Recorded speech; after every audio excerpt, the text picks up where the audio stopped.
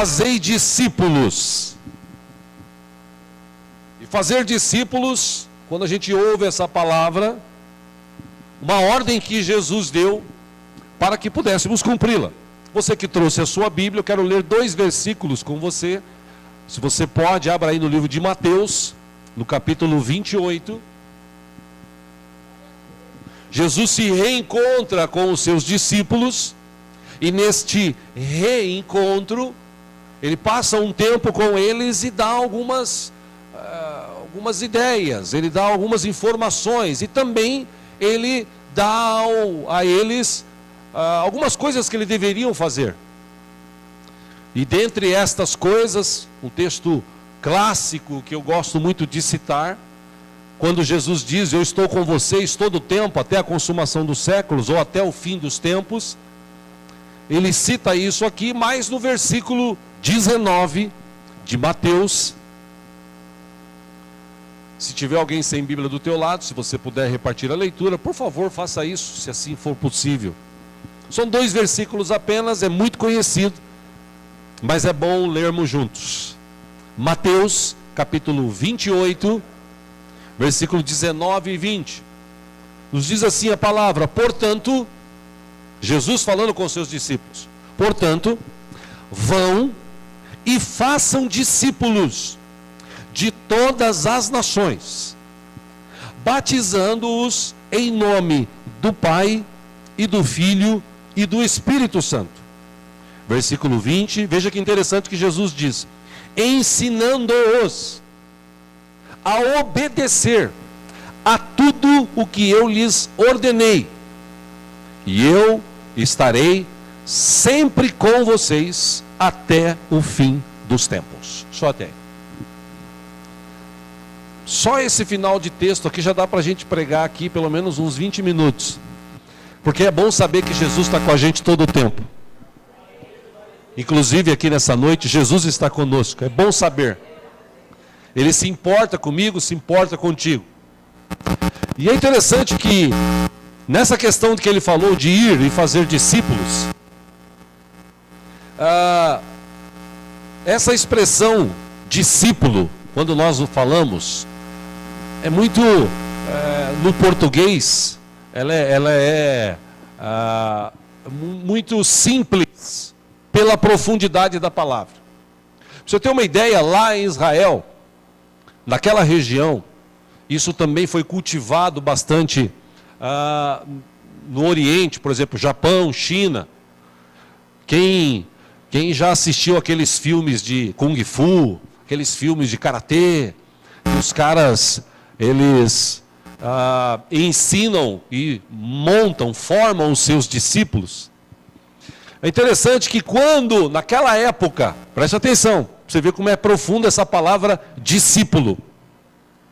Essa palavra discípulo, naquela época, era tão levado a sério, que quando um rabino chamava alguém para segui-lo, era como se perguntasse ao discípulo assim: você quer ser igual a mim? É mais ou menos isso a informação, a tradução dessa expressão discípulos. Obrigado. Quando Jesus fala com os seus discípulos, Jesus está dizendo o seguinte: vocês estão comigo há 3 anos e poucos meses, vocês acompanharam tudo o que aconteceu, todos os milagres, todas as maravilhas, vocês acompanharam as perseguições, vocês acompanharam a minha prisão, o meu sofrimento, vocês acompanharam a minha crucificação, vocês acompanharam a minha ressurreição, e agora vocês estão comigo, e eu digo para vocês, se você pegar esse texto de Mateus 28, versículo 18, Jesus diz para eles o seguinte: todo o poder nos céus e na terra me foram dados. Portanto, vocês agora, a bola está com vocês. Ou seja, Jesus diz o seguinte: vocês entenderam, vocês aprenderam tudo o que vocês viram comigo? Eu tenho certeza que eles devem ter falado: sim, Jesus, sim, mestre. Falou: bom, então agora vocês têm que ir e fazer os seus discípulos. fazer discípulos. Como eu disse, naquela época, Jesus pegou 12 caras, escolheu 12 pessoas, 12 homens, que a maioria esmagadora deles não tinha cultura, não tinha um estudo, não tinha uma faculdade feita. Eram pessoas simples, pescadores, cobradores de impostos. Segundo informações, o único que tinha um pouco mais de capacidade era Lucas, que era um doutor. Mas os outros eram pessoas simples. Pois Jesus pegou essas pessoas simples e durante 3 anos ele testou e ele ensinou esses caras a viverem, a entenderem o que ele estava fazendo, ou qual era a proposta da vinda dele. Quando eles vêm na ceia, por exemplo, quando Jesus institui a ceia, e Jesus diz para eles, é uma expressão também que eu gosto da Bíblia, Jesus diz para eles o seguinte: eu não vi a hora de me reunir com vocês para a gente estabelecer isso, esse momento. Porque antigamente vocês tinham a sua Páscoa, e a sua Páscoa era aquela Páscoa que eles comemoravam, lembrando, lá no passado, os seus antepassados que foram libertos lá do Egito, eles passaram a Páscoa, a palavra Páscoa quer dizer passagem, então eles passaram da escravidão para a liberdade, passaram da miséria para uma vida abençoada por Deus, passaram de uma situação de inquilinos para proprietários, porque Deus tirou eles da terra lá do Egito e deu para eles uma terra que mana leite e mel. Ou seja, eles comemoravam isso, era um ensinamento que a própria Bíblia nos diz, que Moisés trouxe para o povo e disse: para suas gerações, vocês vão comemorar a Páscoa. Todos os anos, na época tal, vocês vão comemorar a Páscoa. Vocês vão lembrar o que Deus fez por vocês, o que Deus fez pelos seus pais. Se hoje vocês têm uma casa para morar, uma terra para habitar, foi porque Deus, lá atrás, teve misericórdia e fez vocês passarem daquele lugar de tormenta, daquele lugar de escravidão, para um lugar onde mana leite e mel, um lugar de liberdade. E assim eles faziam. Só que, meus irmãos, como eu sempre digo aqui, povo é povo, e povo, com o passar do tempo, ele vai perdendo o sentido das coisas. Por exemplo, hoje você deve ter acompanhado, talvez você esteja até sem dinheiro, por isso que você não foi viajar, né? Talvez por conta disso, porque o feriado é prolongado, e por mais que digam que a situação está difícil, por mais que digam que está um desemprego, 16 milhões de pessoas desempregadas, ainda assim, de tarde, na televisão, pelas imagens do helicóptero, você viu que existiam centenas de milhares de pessoas indo viajar, indo curtir um feriado prolongado, ainda mais que, segundo informações, não vai chover amanhã, não vai chover no sábado, provavelmente chova só no domingo à tarde, no momento de volta, naquele momento em que o trânsito fica caótico, como está hoje por aí. Quando o povo, que é povo, perde o sentido, o entendimento, e é por isso que faltam hoje discípulos de Jesus, você vai entender daqui a pouco, eu vou chegar lá. Aquelas pessoas que foram os descendentes daqueles que saíram do Egito, aquele povo que saiu do Egito, eles eram gratos, eles foram gratos. Claro que boa parte de acima de 20 anos, todos na verdade acima de 20 anos, exceto Josué e Caleb, morreram pelo deserto. Mas os filhos deles, que viram tudo o que aconteceu, que viram todos os milagres, que viram todas as maravilhas, eles comemoravam a Páscoa. Graças a Deus, a gente está aqui nesta terra, nós temos condições de ter uma casa, porque lá atrás Deus teve misericórdia dos nossos antepassados, que eram escravos, mas saíram de lá livres, e Deus deu essa terra para eles, e é por isso que nós hoje estamos morando nessa casinha aqui, nessa terra abençoada, porque Deus teve misericórdia de nós. Então a gente comemora essa Páscoa. Aí o tempo passou e o povo foi ficando disperso.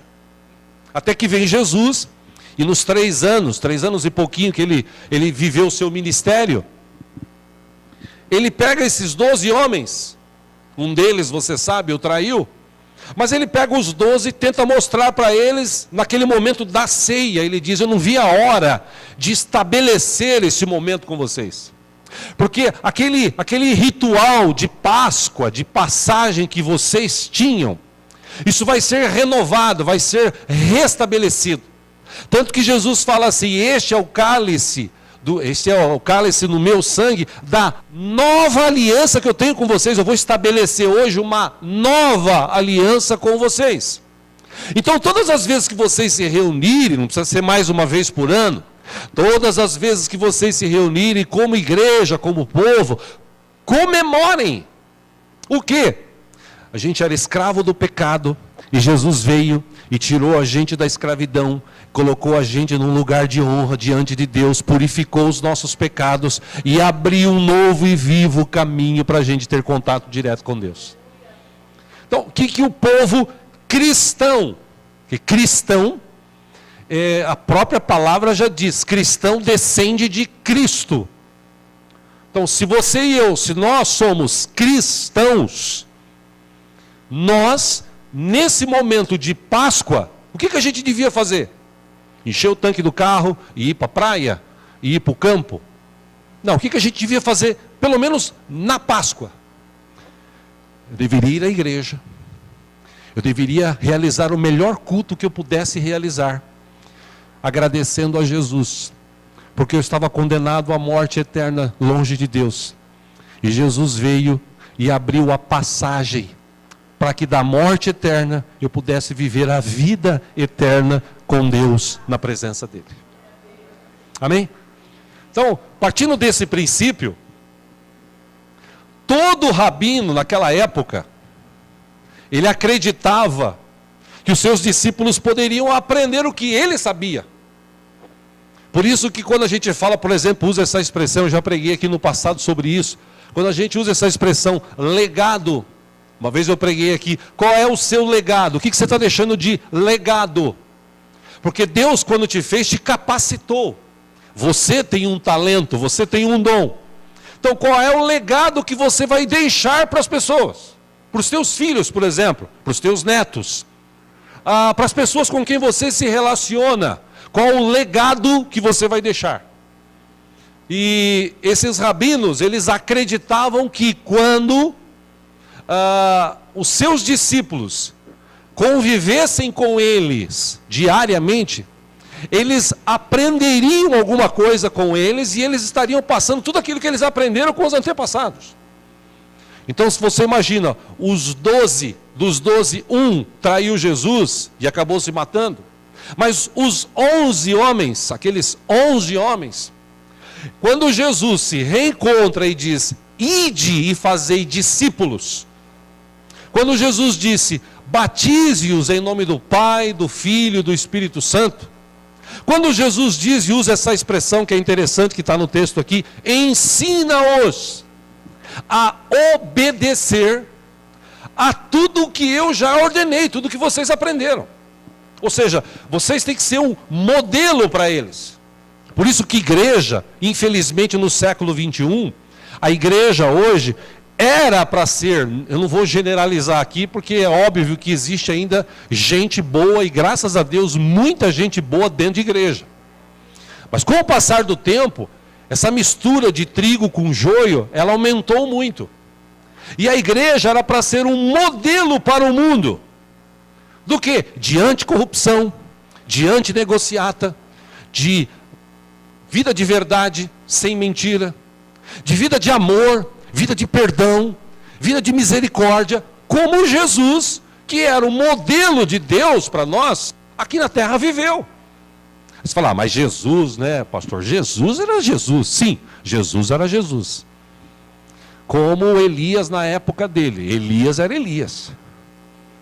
Haviam muitas pessoas ali que estavam desacreditando de Deus, mas Elias acreditou em Deus e orou, choveu fogo do céu, você sabe dessa história, e aconteceu o que aconteceu. O discípulo de Elias foi Eliseu, que realizou inclusive alguns milagres, talvez maiores do que o próprio Elias. Ao longo dos séculos, ao longo dessas gerações que foram passando, sempre houve pessoas que eram um modelo, que marcaram e fizeram muitos discípulos. Aí Jesus chega, reúne esses 11 aqui nesse texto, ele diz, olha, tudo que vocês aprenderam, tudo que vocês viram comigo, tudo que eu ordenei para vocês, agora vocês vão ensinar essas pessoas. Ensina-os a viver do jeito que eu te ensinei a viver. Tudo bem? Tudo bem. Inclusive, uma coisa eu quero deixar claro para vocês, Jesus falou aqui, e eu repeti há pouco. Eu estou com vocês todo dia, até a consumação dos séculos. Ou seja, Jesus, ele anda comigo, e se você crê ou não, eu creio, não sei se você crê, mas se você crê, ele também anda contigo. E por que Jesus anda comigo e contigo? Porque ele prometeu. Aí nós que somos cristãos, descendemos de Cristo, ou somos discípulos de Cristo, o que a gente faz? A gente vive diferente do que o mundo vive. Então o mundo, por exemplo, na época de Páscoa, o que eles fazem? Como faziam antigamente. Esse ritual chamado Páscoa, o tempo foi passando, os caras não comemoravam mais. E quando comemoravam, era aquele negócio assim, era aquele ritual, vamos lá comemorar a Páscoa, porque senão, né, Deus não vai abençoar a gente. Ai, vamos lá, sabe? Aquela história de muitos pregadores que falam assim, irmão, você precisa glorificar a Deus, porque senão Deus vai ficar chateado, que você não glorifica. Ah, irmão, diz glória a Deus, diz aleluia. Ah, irmão, pelo amor de Deus. Já vi pregadores falando isso, pelo amor de Deus, adore a Deus. Você acha que Deus precisa da minha glorificação e da tua? É óbvio que não. A Bíblia diz que ele está rodeado de milhões de anjos, arcanjos, querubins, serafins, dizendo santo, santo, santo é o Senhor dos exércitos.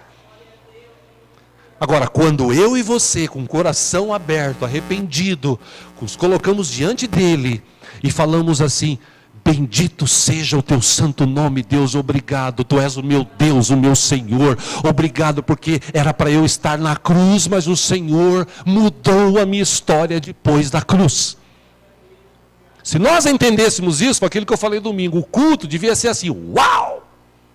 Por quê? Não, porque desceu fogo, porque os anjos estão por aí. Não, porque Jesus está presente, aonde Jesus está, a gente o adora. Não porque a gente é obrigado, a gente faz isso porque a gente sente prazer de falar glória a Deus, de falar aleluia, de bendizer o seu santo nome. Isso faz parte da vida do cristão. Como Jesus chama os seus discípulos e diz para eles assim, olha, agora vocês vão e ensinam o que vocês aprenderam. E eles foram. Eles foram revestidos, você sabe da história, para quem lê Bíblia, Atos 2 fala sobre isso, ou Atos 1. Veio aquela ação maravilhosa, impetuosa do Espírito Santo, que encheu a vida deles. Eles foram capacitados pelo Espírito e começaram a pregar. E começaram a gerar discípulos. Discípulos e discípulos. E aí, meu irmão, que eu já falei que eu quero repetir, porque no passado... E você já deve ter visto isso. Por exemplo, quando tem Olimpíadas, ou aqueles Jogos Pan-Americanos, que tem aquele desafio 4 por 100 metros, 4 por 500 metros, 400 metros. Que aí são 4 corredores de um país, eles escolhem os 4 melhores, e esses 4, geralmente o que corre mais eles põem no fim, porque o que corre mais é o que vai dar a vitória. O primeiro sai correndo, quando chega nos 400 metros, o outro já está preparado, não sei se você já viu isso, e no seu preparo ele já está meio que correndo junto, aí ele pega o bastão, sai correndo mais 400 metros, aí o outro já está preparado e já sai correndo e pega o bastão e leva para o último, aí o último pega o bastão e dá aquele pique, e o que chegar primeiro ganhou. Paulo faz essa comparação na Bíblia.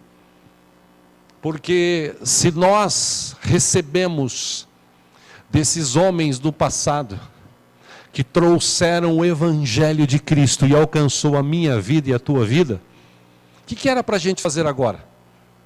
Agora era para a gente pegar esse bastão e levar para os outros, os que estão nascendo na fé, os nossos filhos, os nossos netos, os nossos amigos, os nossos irmãos, levar o bastão para eles é o seguinte, vamos junto, porque a hora que eu morrer, a hora que eu parar, você continua, mas o Evangelho não pode parar, ele tem que alcançar vidas.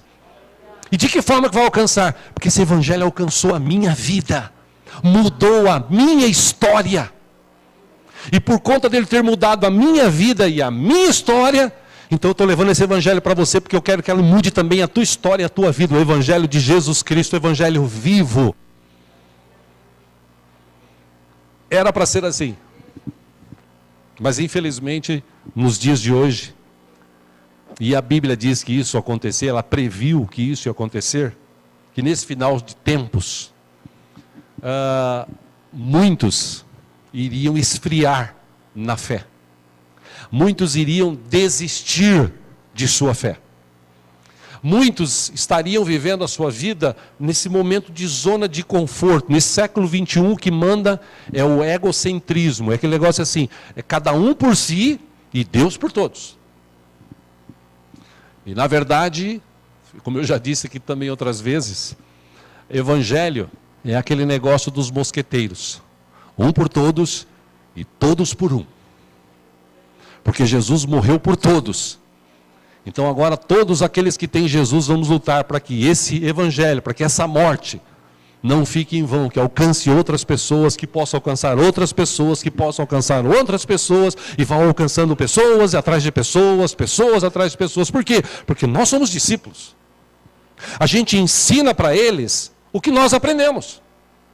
Só que hoje, essa questão de gerar discípulos, parece que o mundo gera mais discípulos dentro da igreja do que a igreja no mundo. Porque hoje a igreja, ela se espelha no mundo. Ela quer viver que nem o mundo. E se você olhar na Bíblia, por exemplo, na época de Saul, antes de Saul ser rei, Deus estava com eles. Aí eles pegam, olham as outras nações e falam assim, poxa, mas eles têm Deus, eles têm um rei e nós não temos, a gente precisa ter um rei. E quando Samuel ouviu isso, ele ficou chateado, dobrou o joelho e falou, Senhor, e Deus falou para ele, calma meu filho, eles não rejeitaram você, eles rejeitaram a mim. Porque eu estou aqui com eles todos os dias. E eles me rejeitaram porque eles querem viver que nem os outros. Pois nós vamos dar para eles viverem que nem os outros. Na verdade isso está acontecendo hoje. Que as pessoas, em vez de ir na Páscoa, em vez de no domingo, nos cultos, estar na presença de Deus. Ah, mas eu sou obrigado a ir à igreja? Lógico.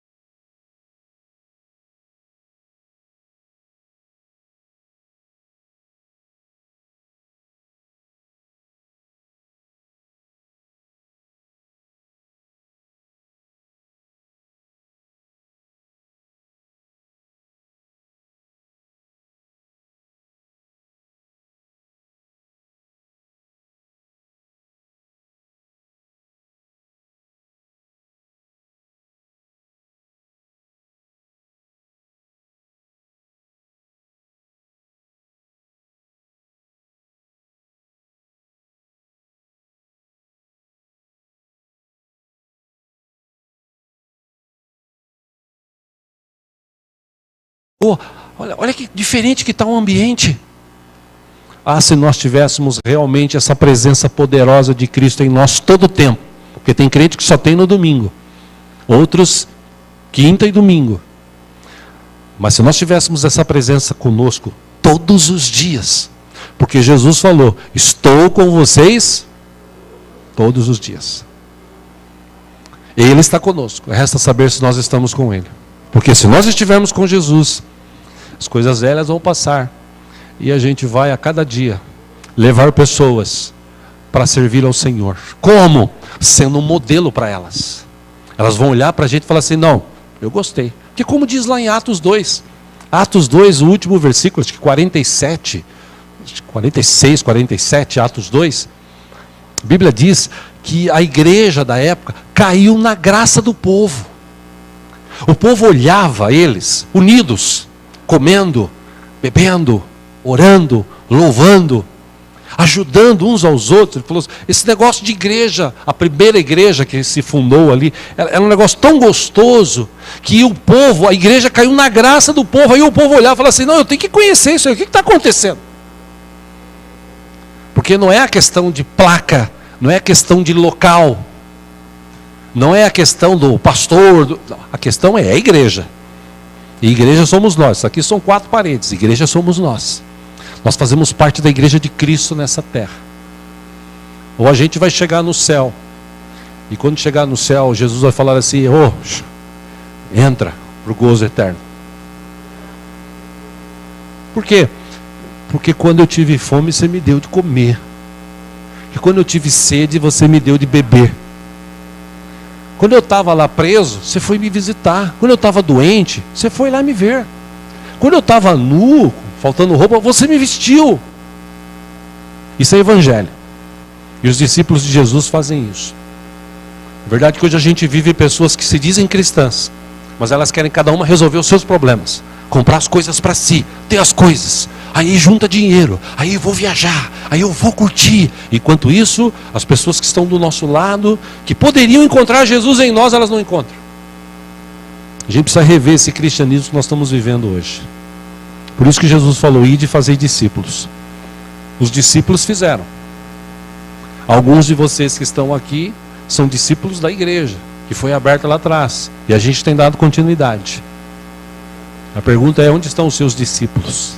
Você tem discipulado pessoas? Você tem discipulado vidas lá fora? Ou as vidas lá de fora que tem determinado o que você tem que ser? Você é daqueles assim, não, eu sou cristão, mas veja bem, eu bebo 2 dedinhos ali e tal, né? Eu sou cristão, mas Jesus só quer o coração. Então, a mina chegou em mim, eu caio mesmo em cima. Eu sou cristã, mas seguinte, ficar esperando não dá. Não, eu sou cristão, mas sabe como é que é, né? Fazer negócio, você tem que contar umas mentirinhas. Uma vez um cara falou isso para mim. Falou, sabe que negócio você tem que contar umas mentirinhas? Eu falei, não sei. Ele falou, você tem que contar umas mentirinhas, porque senão você não fala, não, eu não sei. Porque a gente precisa mentir para ser abençoado. Ou a gente confia em Deus, ou a gente não confia. Amém? E esses mentirosos que contam essas mentirinhas, um deles está na cadeia lá. Se dizia cristão. Sabe, meus irmãos, a gente precisa mudar o nosso cristianismo. A gente precisa rever. E eu tenho certeza que quando a gente rever isso, Jesus em nós. Eu encerro com as próprias palavras do Agostinho. Tinha outras coisas para falar, eu falo outro dia. Mas eu encerro com as palavras de Agostinho. Ele também disse, pregue o evangelho. E se for preciso, use palavras. Evangelho a gente prega com a vida. Com exemplo. Pô, você é crente, você é careta. Bom, se ser crente é careta, então eu sou careta. Pô, você não bebe? Não, não bebo. Pô, você não fuma? Não, não fumo. Pô, você não? Não, também não. Pô, mas então que vida que é essa? Maravilhosa. Porque eu estava no pecado, no vício. Mas Jesus foi lá e estendeu a mão. Me tirou daquele largo, ou daquele lago de podridão, e colocou eu no lugar de honra, e me purificou, me escreveu meu nome no livro da vida. Escreveu meu nome no livro da vida.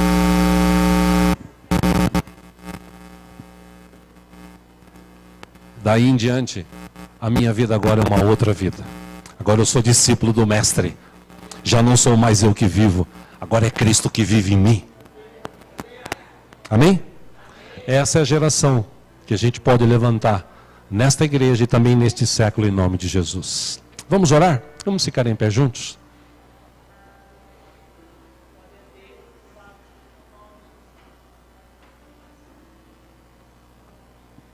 Eu não sei se você se sente como discípulo de Jesus. Vou perguntar de novo, tem discípulos de Jesus aqui? Amém. Então olhe para dentro de si e veja assim, será que eu estou mesmo... Será que as pessoas estão vendo Jesus em mim? Eu gostaria de te levar a pensar sobre isso. Porque veja, irmãos, na boa, falar que é crente, um monte de gente que fala. Um monte de gente. Ainda hoje eu fui num velório de um irmão, de uma irmã aqui da igreja, que um dia aceitou Jesus, que estava vivendo ou tentando viver uma vida longe de drogas, de bebida, mas infelizmente partes do organismo dele não aguentou. E ele acabou tendo uma falência múltipla de órgãos. E morreu. Não chegou nem a 50 anos de idade. E por quê? Porque as coisas do mundo foram mais fortes do que o Evangelho. Era para ele chegar naqueles caras que bebiam junto com ele e falar assim, agora a minha vida é outra. Eu não preciso mais beber, cheirar, fumar, porque agora a vida de Cristo está em mim. Tudo que eu preciso está nele. Tudo que eu tenho é dele. Mas tem muita gente que se diz cristão e ele continua ainda assim. Ele não olha para Jesus. E Hebreus 12 diz assim, olhe para Jesus, autor e consumador da sua fé. Amém? Feche os teus olhos por um instante.